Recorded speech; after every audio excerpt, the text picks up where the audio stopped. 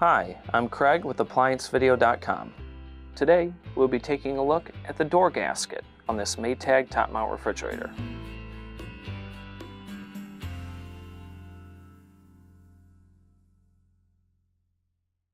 Stop. Before beginning any repair, always be sure to disconnect the power to the appliance.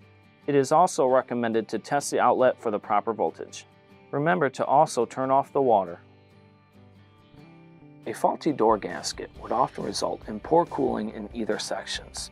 Usually what you might notice is that at some portions you might have a little bit of frost built up inside the freezer or the refrigerator, where there could be a gap inside your door gasket, or it could be purely cosmetic where you're noticing some cracks or mold on the actual seal. Now, click on the link below to view this repair video. ApplianceVideo.com guides you step by step, giving you the confidence to avoid recalls and callbacks, also saving time on repairs. Whether you're up against an uncommon repair or the latest appliance on the market, our videos have been created with you in mind. Our growing library of videos have been produced using our factory-certified technicians who have extensive infield experience over the past 30 years.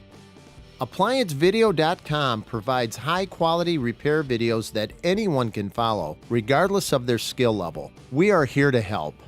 Click on the link below to view this repair video and let us help you do it right the first time.